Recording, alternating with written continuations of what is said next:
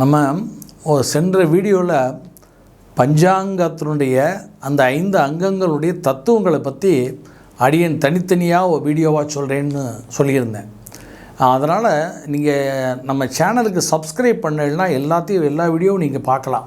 ஆனால் சப்ஸ்கிரைப் பண்ணாலும் முதல்ல சப்ஸ்கிரைப் பண்ணிக்கோங்க.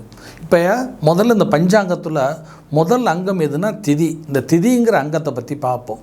இந்த திதிங்கிற அங்கம் ஐம்புலன்கள்னு சொல்கிறோம்ல, அதில் ஐம்புலன்களில் ஐம்பொறிகளில் இந்த மெய் வாய் கண் மூக்கு செவி இதெல்லாம் சொல்கிறோம் இல்லையா, இதில் மெய் அப்படின்னு சொல்கிறது உடம்பு.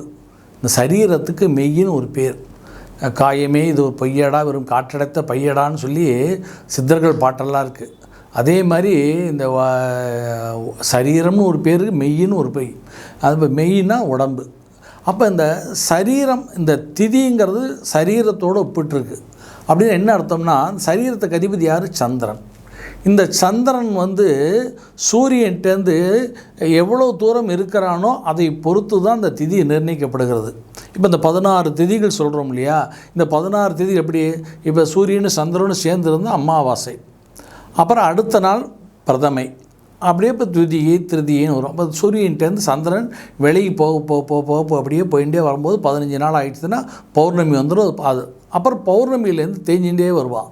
இது வரும்போது இது கடைசியில் அமாவாசை வரும்போது இது தேய்பிறை வரும். அப்புறம் வளர்பிறை தேய்பிறைன்னு சொல்கிறோம் இல்லையா.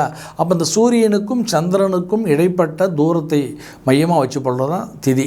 அப்போ இந்த சரீரத்தோட ஏன் இந்த திதியை ஒப்பிட்டு சொல்லியிருக்கான்னா, அப்போ ஒருத்தர் வளர்பிறையில் பிறந்திருக்காளா, கிருஷ்ணபட்சத்தில் பிறந்திருக்கிறாளா, சுக்லபட்சத்தில் பிறந்திருக்கிறாளா, எந்த திதியில் பிறந்திருக்கிறா, அதை பொறுத்து அவர்களுடைய சரீரத்தினுடைய அமைப்பு இருக்கும்.